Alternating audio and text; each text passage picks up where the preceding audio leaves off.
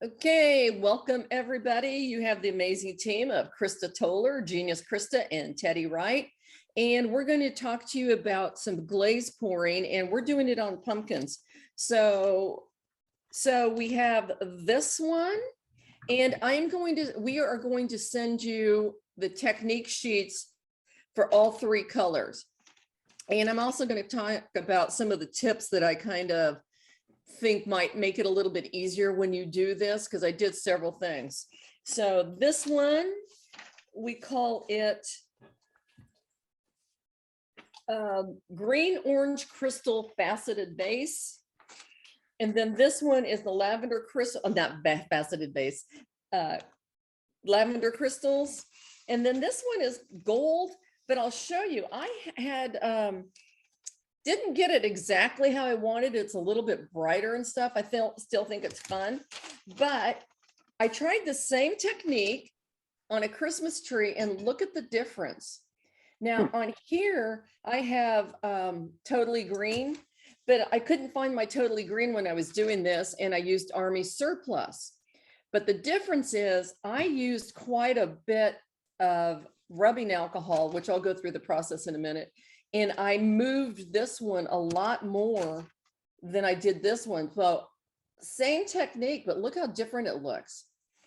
All right, so I'm just going to talk about the process first. We can only see your face. Can't see what you were showing. Oh. You can't see my hands?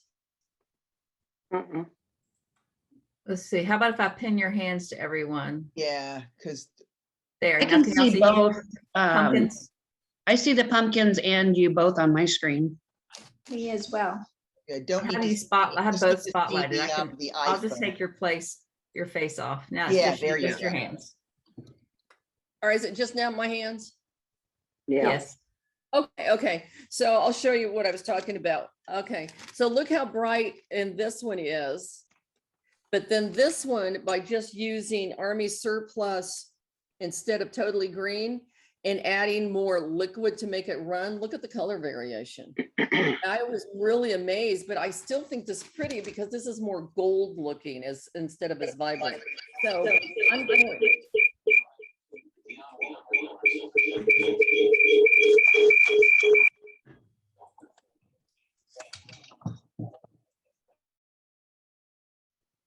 I'm gonna unmute myself.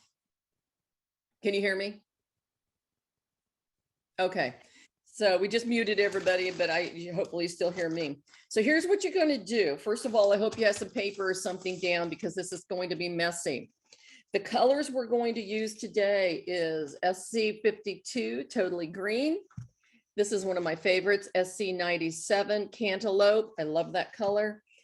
This is SC11 Blue Yonder, and Foggy Mist, which is a crystal glaze CG995. I have a little bit of Stroke and Coat Black Tuxedo in a bottle, and I did thin it out with about a cap and a half of water. I have a little spritzer bottle of isopropyl alcohol.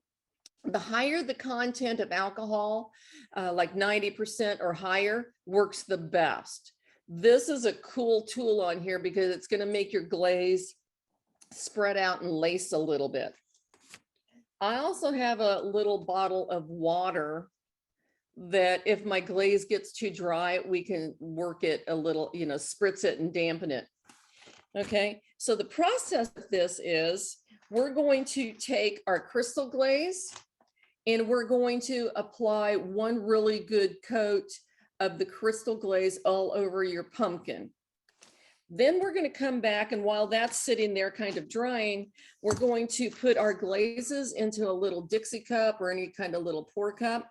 Now I did find, I thought it mixed a little bit better by having a cup and a half, I mean, not a cup, a cap, like a little bottle cap, a cap and a half of water in the little Dixie cup first, and then mixing my glaze into it. So if you want to just put your water in there. The other thing that I found, you guys, is I thought, oh, I'm going to mix all this stuff up and take my time and get to it. Well, what happens is once you thin it out, it settled out. So really don't mix your glaze until you're ready to pour it, or just a few minutes before, because it settled. And then I had to go back and stir everything. And I did find a spoon or a little whisk works better mixing it. I was using my palette knife, and there just wasn't enough surface to really stir it. So I'm just going to put my water in there. I'll come back and I'll add my glaze in a minute. So what we do is we put our crystal glazes on first. We're going to mix up our glazes. We're going to pour. And then I'm going to come back with little drips of black tuxedo. And then we're going to give it a squirt with the alcohol. But let's say you have to walk away and you have only put one color on, and you come back and it's really dry. That's where having the squirt bottle helps. You can re-wet it, because we're going to work with everything wet. That's why I'm like, make sure you've got some paper down, because it makes a mess. But okay, so that's the process. But let me show you a couple of cool things. First of all, you are going to receive the directions in the email tomorrow, and it will be as if we were doing it on a vase. This is the same technique as doing it on this faceted base, this piece, but you just don't have to roll glaze. I'm going to do this one later. So it looks awesome on vases. And that's what Jackie was saying earlier. She has those out and people are like, oh my God, how do you do that? So recommend vases for the spring. The pumpkins, it's a really good idea right now because it's trendy, it's seasonal, but by not going real traditional colors, people can set these out year round. So I would definitely do all 3 pumpkins and have them sitting out as a display for your customers or your students to want to do that. But you can also do it on any tree. I did it on the faceted tree. And I really got a little crazy with the rubbing alcohol spritzing. So that's why there's the difference on these, the variation, plus I used a different green on here, but I love this gold tree. I think it's really pretty. But look at how different it looks if you really wet it and keep it really wet. This kind of bleached out a little bit, the tree did, compared to the vibrant colors. So I just really found that how wet I keep it and how much I apply the alcohol is going to vary it up, which is kind of cool. But I wanted to let you know what I found out by doing all of this, so you'll have a little bit of awareness. Now I want to show you, if you guys, you can also do it on the round ball ornaments, which is what got us going about what's that mold. Look how pretty these are. And this is just a whole variation. I just started playing like crazy, and different crystals down, different element glazes. I mean, you can do this technique with so many things, and it's gorgeous.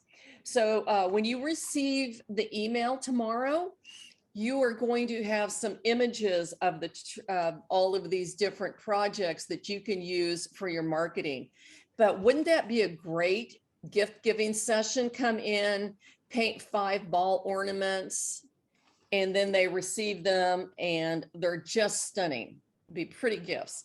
Now, I didn't try this, but I thought it might be kind of cool, is if you wanted to do a monogram, you might be able to, and somebody's got to practice and let me know, is if you painted an area with foundations and then did a monogram and then wax it off and then pour the glazes over it. So you could paint the color. I don't know, haven't tried it, but I think there's a way of getting a monogram on here also. All right, Rita, you have a question? Let me see. Okay, Cindy's asking, how do I keep these from sticking on the shelves when you fire them? Well, you can see here, I didn't clean it up very good. Apparently, I think I'm going to keep it. There's a couple of things you can do. Like, I didn't intend to paint the base of this at all, but I had so much glaze on this paper that when I picked it up and did something, I set it down, I just glazed the bottom. I stilt these trees. I put a 3-prong stilt on here. And same with the pumpkins, everything was stilted. But you can, like here, if I cleaned it off better, you know, I could have just dry foot these. Okay, the ornaments. What I did when I fired all of those is I actually get this off without that metal hitting me. Have you ever done that? It just like fraps your fingers and it really hurts. Depending on if this part is even, I was able to, then this one's not even at all, but I was able to just lay it down and fire it like that. So I could even this up. And if you're pouring your own, make this even and then just set it like that. Or you can have the ball ornaments, but I mean the ornament rods, I find that those tend to bend after a time. But I also sometimes use tiny, tiny little stilts that just have 3 prongs and balance it on the bottom of it. And then just kind of Dremel it, touch Dremel it. So depending on what's going on with this section or just a tiny, tiny little stilt. That's how I've done it in the past. Yeah, those are brooch stilts, and I'm having a hard time finding them. I know Scott in Canada here isn't selling them anymore. I wonder if it's because he can't get it from his supplier. I mean, the supply chain on everything is so messed up. Yeah, or you can use a small stilt, brooch stilt. Thank you. I had not heard that term. All right. So yeah, that's how I stilt them, Cindy. And also I always make sure that I'm using Kiln Wash on my shelves. You know, here's a shameless plug, but Mayco's Kiln Wash is awesome because it comes mixed in a little pint jar. So it's ready to go. You just clean off your shelves, get them nice in shape, and then apply coats, like 3 coats of that on there, let it dry, and then rock and roll. So that helps. Is if they do, like if I am stilting, you know, setting it and balancing it, if it falls over, it does help a little bit. All right, anybody else have any questions? If not, we're going to get started. Okay, my friends, let's get our foggy mist out, the CG. And just remember, this technique is not dinnerware safe because we're using crystals. So don't get excited and go, oh, I'm going to put this on bowls and mugs and stuff. You're not going to want to put this where food's going to come in contact because of the crystal glazes. So mixing mine up. I'm going to get my palette. Here, I've got a spoon here. Mix this up really good. Now I'm going to paint out of the pot, which I never do, just because I forgot to get a palette. All right. So my norm is to paint off of the palette so that I have fully loaded my brush and I have the same amount of glaze as I do crystals. You're going to want a soft fan brush. I have received an email. Somebody said, I haven't received my brushes yet. If you don't have a big soft fan brush, get a mop brush. The key is something large that's going to hold a lot of glaze. I prime my brushes with a little water, just like if you're going to wash your hair, because this is real natural hair, not human, but goat hair. And you want to get it primed. So I'm going to load my brush up really full. And I kind of pat mine on because I want lots of crystals on here. When we start putting the stroke and coat over the crystal glaze, the crystals, when they bloom, they literally push the glaze away so that they can come through and do their job. So I'm just kind of plopping it on. We're just putting one good coat on. And another thing that I like about this technique is we're just working with it wet. That's why I was thinking that if you're going to do a workshop or teach anybody how to do this, have multiple pieces so that they're not done in 20 minutes. I want more crystals.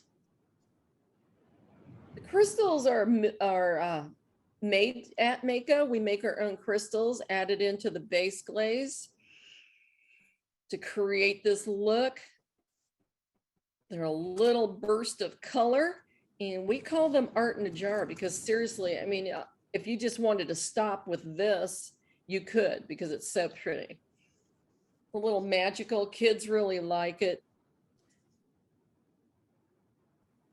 Because they bloom, they burst. We also find that storing them upside down helps keep the crystals kind of suspended in there a little bit. Of course, you always need to shake and stir them a little bit, but that does seem to help. Yeah, Regina, I think this would work on a flat ornament. And as a matter of fact, that's one of the things I was going to say that you could also add on, because when we get done, we're going to have a big pool of color here. I've taken flat ornaments and just pressed it into the pool of glaze because it's all swirled and modeled.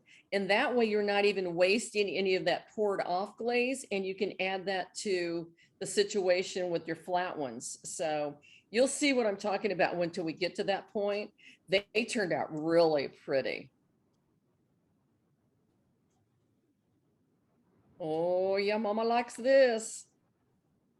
Now I'm not doing the bottom just because it's easier for me right now, but when we get to the glaze pouring, you're gonna see that it's gonna get all over it and it gets covered, so you can wipe it off or you can stilt it, whatever you want. All right, see how that's nicely covered, has lots of crystals. That's looking awesome.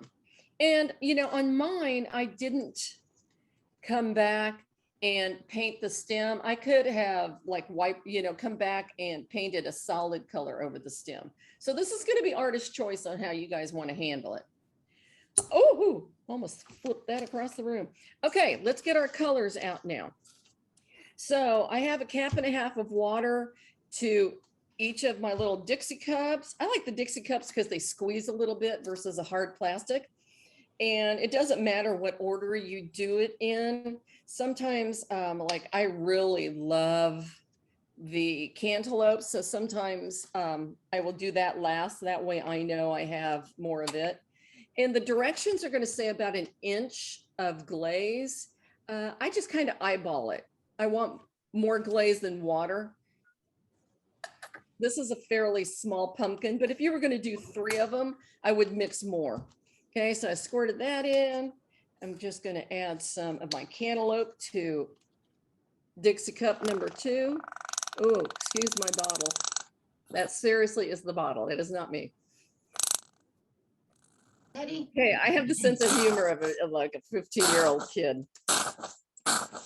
Apparently I'm getting low. Okay, this is another trick that I found out because I had a couple of bottles that I had very little glaze left in it. So instead of doing a Dixie cup, I added a little bit of water to the jar and shook it up, and then I had it thinned out with some color. So that's something you guys can do too if you get down to not very much glaze.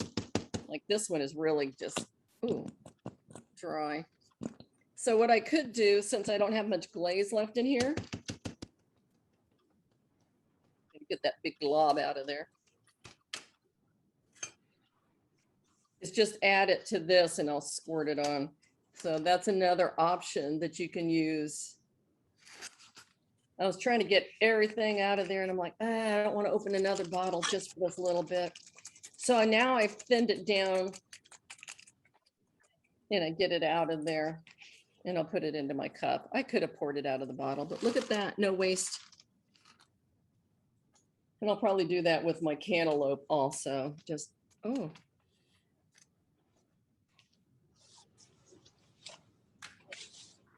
And then I have the little squirt bottle. And you can, use whatever you have. But I took it and I thinned down tuxedo black with a little bit of water so it also will squirt out. All right, so get those in your cups, mix them up really good.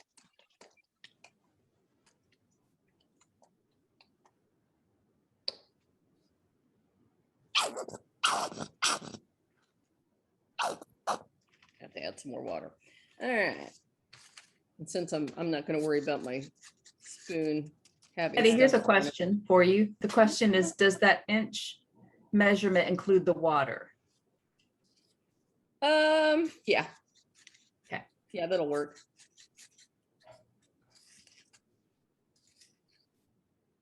And this is just like anything else. The more you do it, the more you're going to know about how much.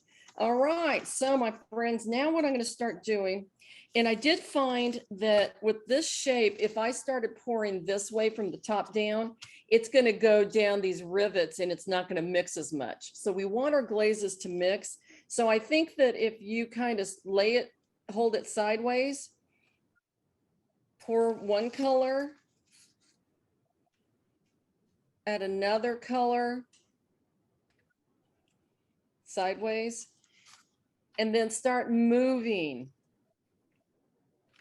this. You're not going to get it just running down the little dips. So I want this to move and kind of blend a little bit.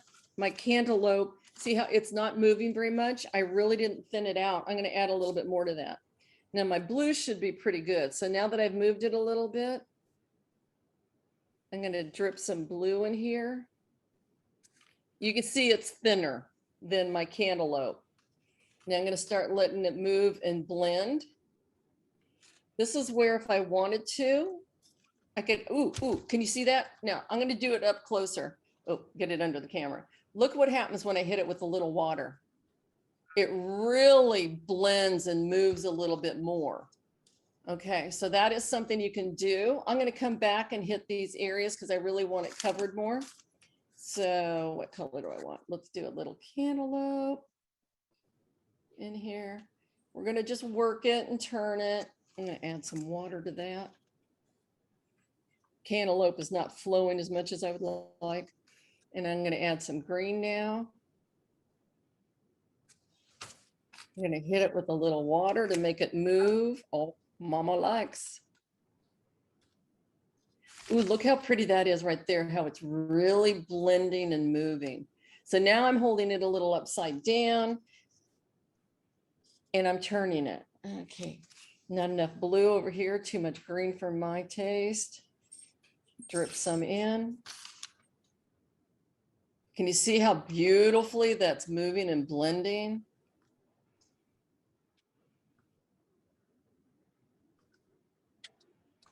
And it's messy, it's dripping off everywhere. You can also, like if you have a little spot like that, just take your finger and kind of tap the glaze so that it's moving. Ooh, I like this right there where it's really blended together prettily. Prettily, is that the proper word? Pretty. Now, I don't know about you guys, but I can already tell that my blue is settling out a little bit. So I'm gonna have to stir it up a little bit more and possibly add just a little bit more water to it. But start out with less water than too much because you can always spritz it and add a little bit more. All right, so I'm gonna add. You're just gonna take a little time so that you can manipulate it the way you want it.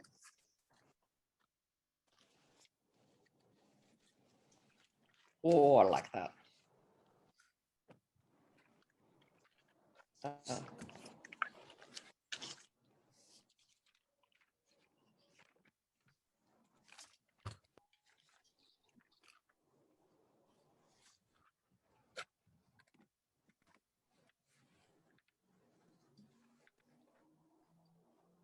Yeah, that tapping the finger is kind of nice because it just, one, it blends it, and two, you can cover up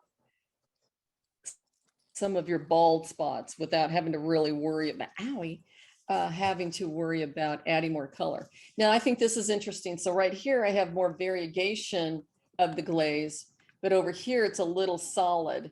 So, you know, if it's too solid, you're not digging the look right there. You can pick whichever favorite color you like and then add some more and let it roll and blend.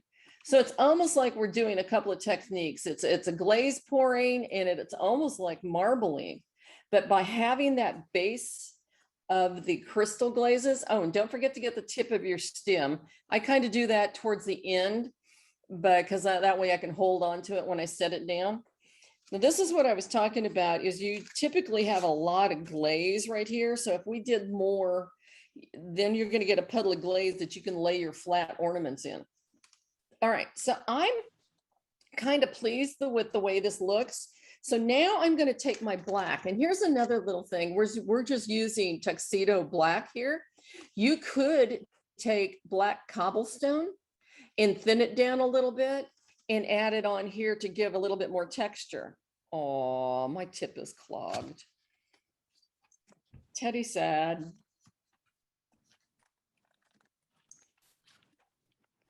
So you can provide your customers gloves if they choose, or you can just get messy.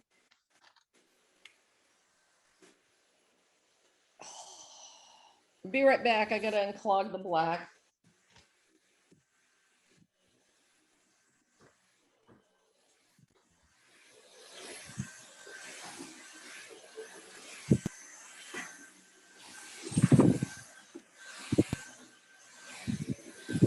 I really love seeing all the different color combinations that people can come up with. I think this would be really pretty holiday combination using like the Noel crystal glazes and some red and green. Oh, that'd be pretty. Yeah. Now we don't really have any concern about crawling because it's not super thick on here. You know, you have that water in there that's moving it a little bit and the alcohol. So it's not like you're going to have super thick layers of glaze. Good point. Okay, so now here, I got my black to working. I'm just gonna kind of drip some on, but let me show you, because this is what I think is so flippin' cool. So I have the black on here and it's a little wet, so it's gonna run, but look at what happens when I hit it with the alcohol. Yeah, you guys can see that.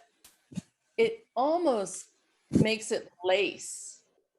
Oh, sure, you're not gonna do it now. It's not showing as much. All right. I don't like that, so I'm going to pour a little bit of the color over it. Ooh, isn't that interesting? Did you see how it almost repelled because I'd hit it with alcohol? There we go. Now I'm getting the look that I want. It gives it kind of a lacy, runny movement.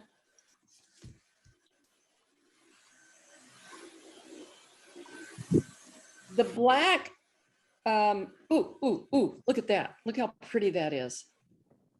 It's blending and moving. That's what I want.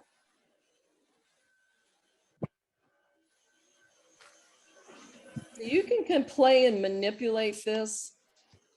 I love the way that's blending it. I'm going to hold it down like that. I'm going to add a little bit more.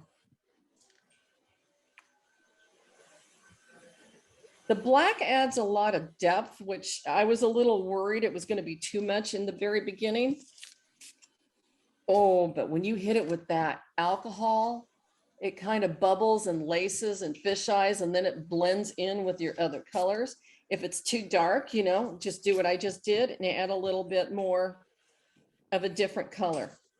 And that is why I got really crazy with this one, hitting it with alcohol. So you can see that it really knocked down the black. It's not real vibrant, but it also made the tree a little bit lighter. So it's really kind of how you want it to look. The black is going right into my crevices, so I'm getting some nice little antiquing going on in there. AB Ceramics says that they found that if they use a dropper with the alcohol, it allows for more localized flowing. So that's a good tip too. Ooh, okay, so a little dropper. Cool. Thank you. It's all about the tips and tricks, isn't it? Now see here, I wasn't going to paint the bottom, but by just setting this down in what I had, I got the bottom on here glazed. So now all I have to do is just use a stilt on here. All right. I just love the way, oh, that really did it. Look at that. Look how pretty. Ooh, that's nice. Yeah. Just came back and hit it with a little more alcohol and it really. Oh, and you have to remember too, when you're glazing, that it's that crystal glaze underneath there. So it's really going to change. Exactly. Oh, I just love the way it kind of laces. How stinking easy is that? And it will take a little practice on what you like, how much you like. All of us, it'd be so much fun if we could just have everybody post these. We all use the same colors. We all applied it in the same manner, but there's not going to be one single one that looks exactly alike. Yeah, I really like taking that and knocking to that. Oh, look at that. Got some pretty stuff going on in here. And then look at all of that. You got a flat ornament. You just press that in there, turn it over, press it down again, touch up the edges, paint the bottom of your piece however you want. You could probably, ooh. I was gonna say, here, let me do this. Let's just play for a moment. Because we've got this round ball ornament. I'm gonna throw some of this glaze on the paper. Which is, I mean, if Jackson Pollock could become famous for doing this, why can't I? Add some of this. Let's take this ball ornament and wonder if we just roll it around in this. Okay, you guys, come on. That is pretty. That is nice. Oh my gosh, hadn't done that before. But look at all the different things. You're not wasting glaze. You have your consumer or your student or whatever really getting into it, being creative. That is cool. And then I could, again, just, you know, pour the same colors over this if you choose to. So the one that we're doing right now is the one that is the gold, but we're going to send you the rest, the formula for this purple. So you have purples and greens with crystal glazes underneath. And I think some of those crystals are really popping through with some of the darker color. And we're going to send you the color combination with this one that has a jade, not jaded. Yeah, it has, it is jaded, orange appeal, and bluegrass to give you these deeper colors, which at first I didn't like this when I saw it, but it's becoming one of my favorites as I do this. I think it's so pretty. So this technique, as you can see, looks good on these pumpkins, which is going to help you, you know, move your inventory through the rest of the year. Awesome look on the Christmas trees. I think this is really, really pretty. If you do it on the trees, you guys, one thing I found is it's easier to paint it like this upside down so that when you're applying the crystals, I started here and I got underneath all of these facets a lot easier.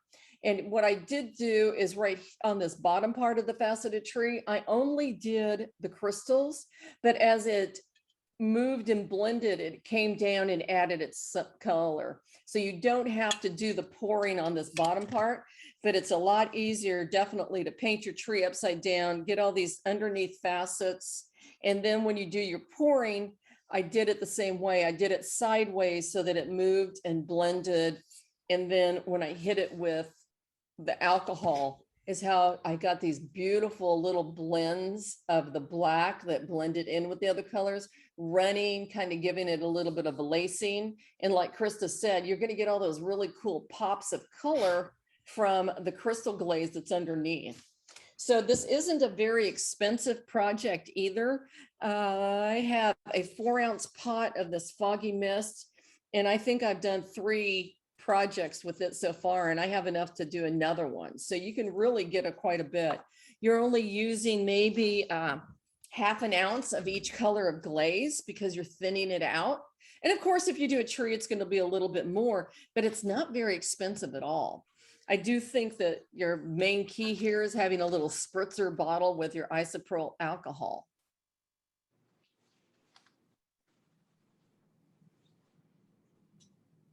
I'm just reading the comment. Yeah, Robin, Krista answered it, but just again, this is not considered dinnerware safe because we're using crystal glazes, and crystal glazes, when they bloom, you know, push the glaze away and they open up, and that's where you get little tiny crevices and cracks, and that's what could trap bacteria. So if you did do this, I would put it on the outside of a bowl, you know, maybe a rim of a plate, but you don't want to apply this where your mouth is going to go on the rim of a cup or where the food and beverage is going to go. So if you can stick to decorative, it would probably be better. The alcohol is different than the water because it makes it do a lacing. The water tends to just make it flow a little bit more. And it smells good. Teddy, your overhead screen is Yeah, as usual, somebody's calling me in the middle of this. I can go 4 days or 4 weeks and nobody calls me. And every single time that we do one of these sessions, somebody calls me. You're back. Oh, I see that you see that. So Yeah, let's see if I can get this lined up better again. Okay. All right, you guys, unmute yourself. I think I got it backwards. Oh, mama lost it.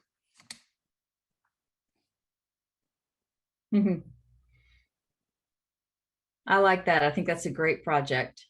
And I like that you can use the excess glaze that you have on there, you're not wasting anything. Yeah.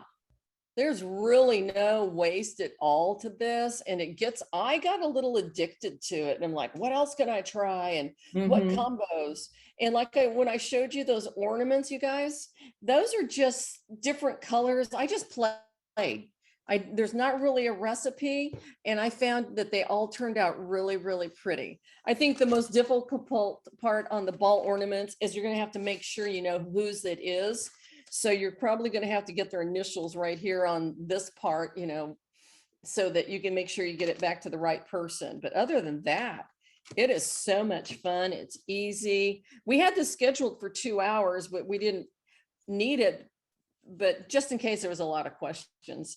I could demonstrate the other colors, but it's the exact same technique. So when you receive this, the technique sheets, it's going to show you on the vase, because the vases are beautiful. I would definitely schedule some sort of spring type session on the vases. You just have to roll glaze the inside. So what we do when we roll glaze, we use foundations glaze, and we do 3 parts glaze, 1 part water.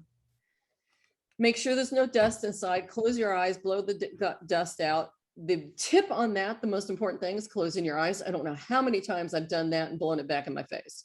So then take the pre-mixed color of your choice of the foundations, pour it into your vase, and just slowly swirl it. It's going to absorb the color, and then you can let it go back into the pot, okay? And then I'll have a soft fan brush just to touch up the edges, wipe back any color, and then do the exact same process. A good coat of crystal glaze, the colors that you want, pouring over it, spritzing it with a little water or a little alcohol. Paint the bottom of this so the whole thing is encapsulated with glaze so that it'll be watertight. Stilt it, fire it to a 0.6. These are gorgeous. The facets help give it a whole different look, and the breaking and the moving on it. Teddy, Ashley had asked if you could demonstrate pouring on the ball. Do you have another ball ornament you could do? Sure. I'll have to use the same one, but let me get some colors together. Okay. And then Robin wanted to know if you had used it without the crystal glaze, done this pour technique without the crystal glaze. Yeah, when I use the elements glazes, I use 2 or 3 different elements, and you can do that too. I just like the little extra something that the crystal adds. All right, let me get a couple of new cups here.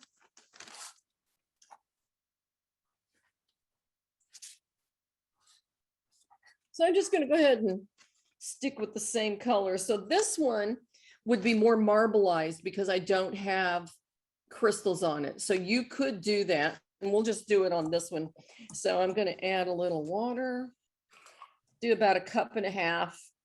I mean, a cap. I keep saying cup. It's a 1.5 cups of water.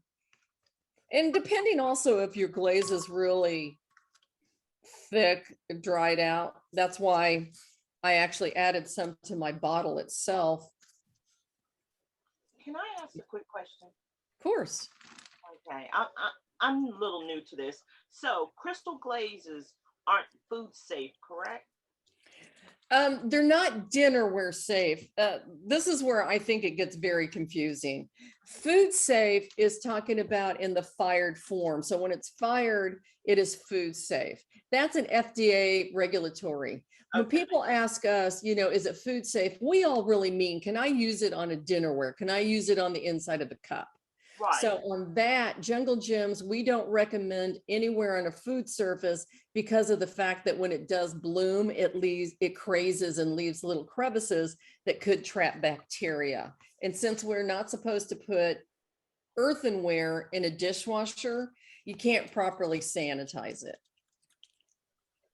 So that's Mayco's stance on low fire. Now, if you're doing stoneware, we say, yeah, you can use the stoneware crystal glazes on the stoneware because one, the clay body is vitreous. It really seals itself off. So it's pretty impervious to any kind of moisture. But you can also put stoneware in the dishwasher, whereas we're not supposed to with low fire. So little bit different rule there. Thank you for asking that. Thank you. I do think it's kind of crazy. I'm sure it was a non-ceramic person in the FDA that came up with that food safe definition. All right, just getting my glazes together. Ask us some more questions, you guys. That's what this is all about. The night having time to, you know, observe and do and ask questions, because sometimes it's those silly little tips that make all the difference in the world. So on this one, I could go ahead and slap on a nice coat of the crystal glaze, foggy mist, which gives you a pretty base, but we can also just glaze pour this without the colors. Oh, didn't mix that one. I mean, without the crystals underneath.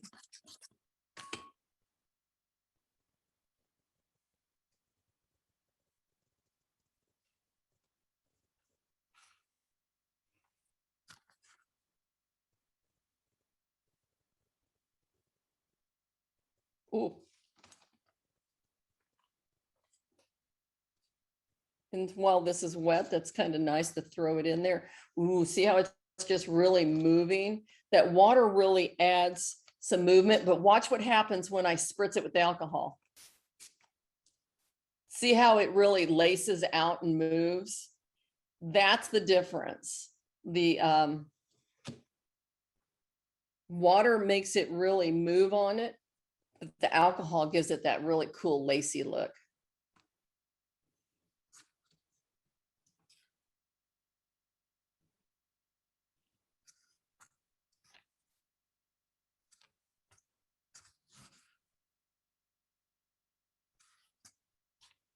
I'm gonna hit it while it's still really wet.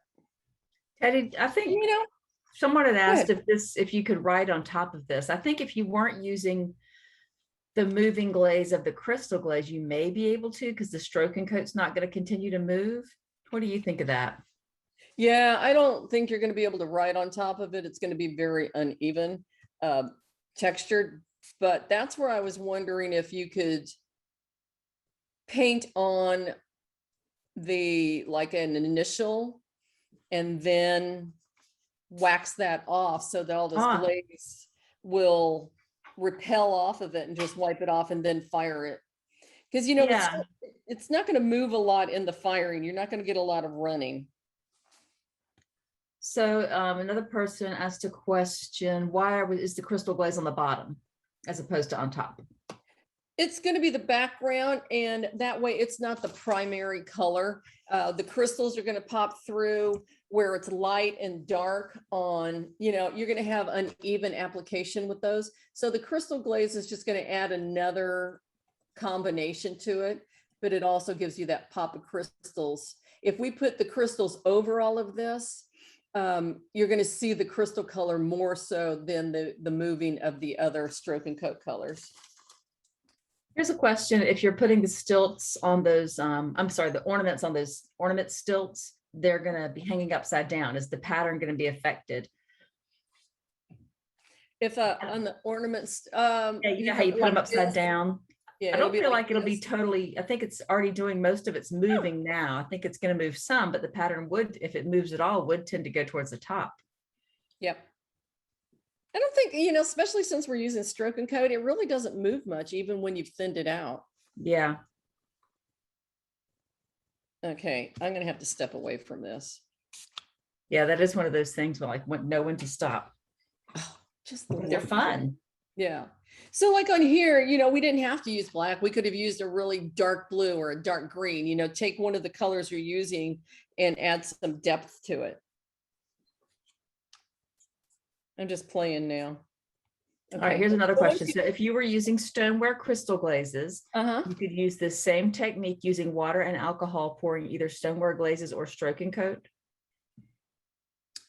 Yes, I would probably use the stoneware gloss glaze versus stroke and coat. But stroke and coat, make sure you look at the label of each jar, because like on this Blue Yonder, it's going to slightly lighten, which really is not a big deal when you're doing this. I think it'll hold its own colors just fine. Put the crystal stoneware down and then stroke and coat since it's lightened out, but the stoneware gloss is going to work. Either one will work. It's kind of like half of one, sixth of another, but yes. Okay, keep spritzing it with alcohol. All right, what else? Yeah, you could use dark brown instead of black if you wanted to on the pumpkins.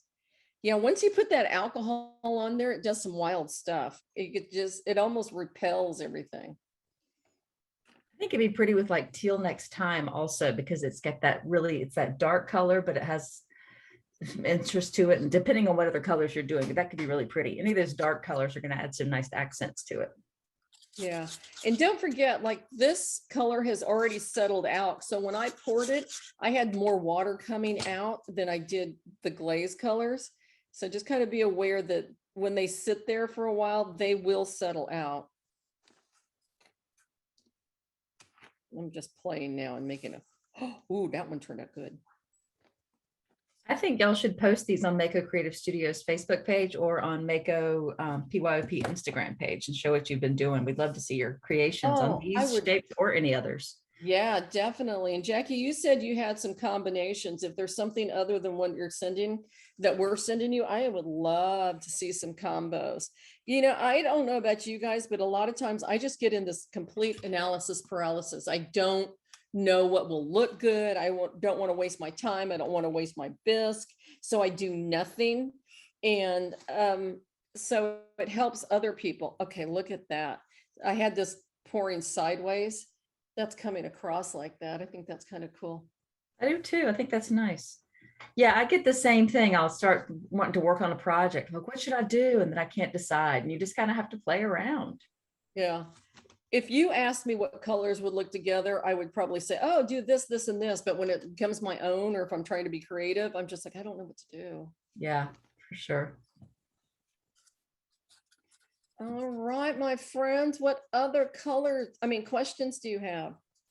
Yeah, these settle out fast. I'm having to really mix these up again. What do you think? Do you think you guys will be doing this, that you can see the different applications on the pumpkins and the trees and ornaments and just about anything, really? I liked your idea of using these year round, doing different colors. And I think trees are pretty year round too, like you mentioned. But I think this technique could also be done for Valentine's Day with different colors, doing the pinks and the reds would be really pretty, or springy type things. It'd be really nice. I do agree. Yeah, you can, somebody asked if you could use Duncan crystal glazes and concepts. Sure. That would work. This will not work with Gare products though. I'm just kidding.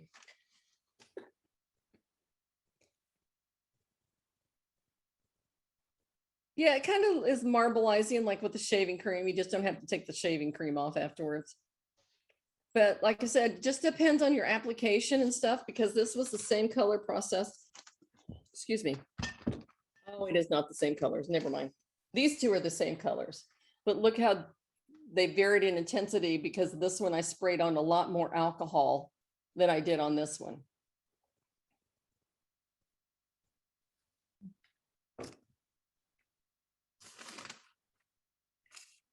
Okay, they made a whole lot of pumpkins for a workshop that was canceled due to COVID. Good, they make them as a way for table favors. I like that. That's a cute idea. Yep, exactly. Lucky guests. Yeah, it's a fun, easy technique where everybody's is going to look different and they're going to be pretty. Yeah, I'm thinking this would be a really fun thing for my son to do with his friends, but then again, it would be a humongous mess. So maybe not. Yeah, you're gonna be putting paper down everywhere. Yeah, I'm gonna Plastic put them outside of tablecloth. the driveway. Exactly. I did on these trees yesterday, since it was just me doing it by myself. I worked over the kitchen sink. And I Mhm. had the counter to my side, and it made it a lot easier. I'm sitting down working on this right now. I would probably, stand up if I was just doing a workshop or something, just to get more room to angle it around and stand and have room to pour. I found it a little bit easier standing up. But those were some of my silly tricks that I found worked a little easier for me. Putting water in first, mixing it. Don't mix it up too far in advance because it settles out. On the trees, painting them upside down to get all of these angles. And you just work it when it's wet. You don't have to let it dry. If it does get real dry because you had to step away, spritz it with a little bit of water so that you're getting the movement. And then the alcohol just gives it a little bit of a lacing to it. And there's very little waste if you're going to utilize what's on the paper. If you do any kind of ceramic beads, this would be a great little way to use Ooh. put some glaze on your beads Ooh, good point. or pendants. You could do some cool stuff, and then they could just dip it in there. Then you could really paint an initial on top of that, because it's not going to move at all being fired flat. Good point. Okay, somebody's using a old baking pan, and that's a good idea. It keeps it contained. That's what you could do, Krista, is just have little plastic trays or baking pans or something like that. And you know what? Also, if you do it in a baking pan, you can just let this glaze dry and then create your own little glaze chips and confetti so that you can sprinkle that broken, that dried up glaze over. That would even be cool on here. If this was really dry, you spritz it with some water and then sprinkle on those little dried chips. Do it on So you some can wax make paper or something like that would be good, because then that paper wouldn't get picked up with the glaze. Yeah. Someone else said about for names, you could use acrylic metallic paint or acrylic paint on top of the pumpkin after it's been, glazed and fired for a name. That'd be pretty. Or a paint pen even, depending on your comfort level. Yeah. Ooh, I like that. Yeah, I'm ready to go glaze one. Get Brody. He'll love it. Right. I know. I've got one more tree and this vase to do, and then I think I'll put away the glaze pouring for the season. Move on to something else. On to the next technique. Yeah. I like Super.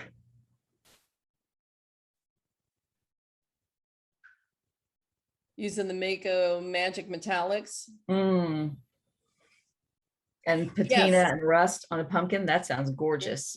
Or even the stems, you could use that, but that would be pretty as the lettering too, because it is Magic Metallics is a non-fired product.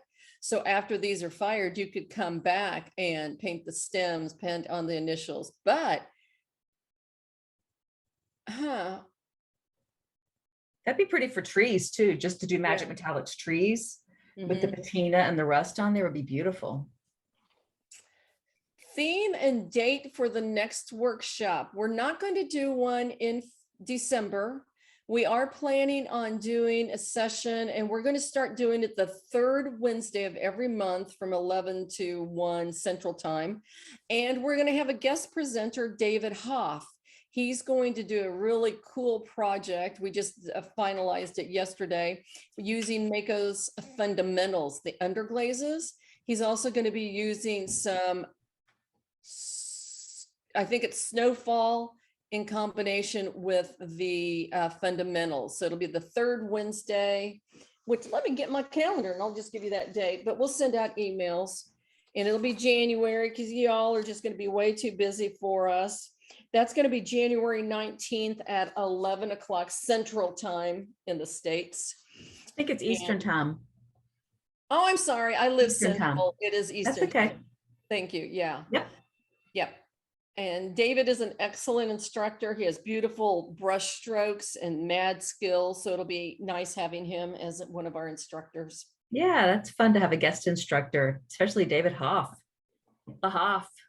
Yes. Yes, Cindy, you are, if you have signed up for this, you should be on our mailing list. I try to, gather lots of names when we send it out. You can also, if you want to make sure, go to maycocolors.com, go to communities, and then sign up for whichever newsletter you want, whether you want the PYOP or if you want the traditional ceramic workshop or stoneware, or sign up for all of them if you want to. That way, when we have a newsletter going out with different products, you'll get all the information depending on what your interest is. So, nope, no charge on David's class. It's going to be a product focus. When we do a product focus, we don't charge. If we come up with a specific camp, such as pottery camp, which is going to be in February, 4 projects developed for that day, then there'll be a charge. And even those charges are nominal. It's typically about $25. So we're right at this point, we're still going to continue on with Zoom classes. I would like to do that product focus Zoom virtually all next year, just because it allows people like you from Brazil to join us on these. If not, if we only held everything in person, we'd never get to see some of you, even though some of you don't put your picture up anyway. We don't get to see you, but it's not like you can join in and ask questions and have conversations.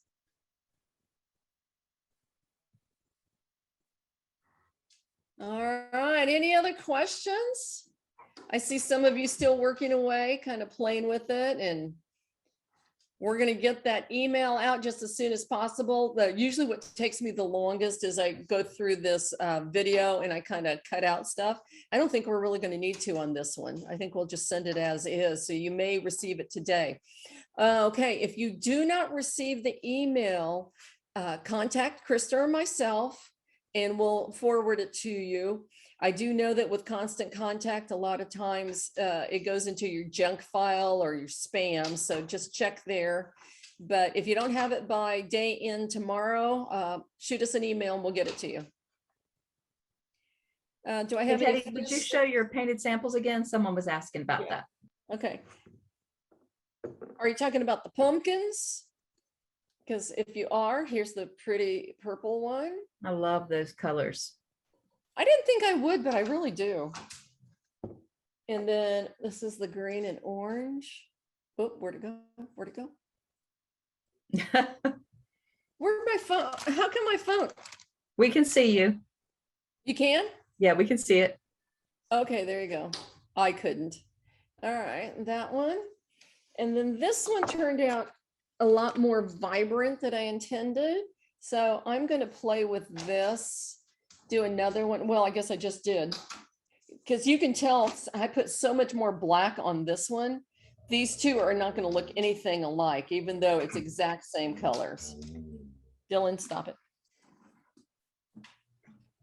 And then here's the tree, but instead of using totally green, I used Army Surplus. So the color kind of muted down a little bit. And again, these I really spritzed the heck out of it with rubbing alcohol, and it really softened it up. And this tree is the exact same tree or color combination as the pumpkin. But again, I was crazy with that rubbing alcohol. And then I'll share my screen and show you the ornaments, the whole slew of ornaments that we did that I think are so pretty. So isn't that gorgeous? Just use all these cool colors.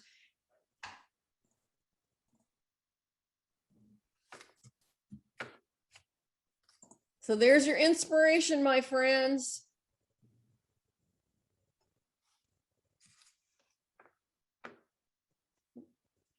I always appreciate you guys taking time out of your day to do this.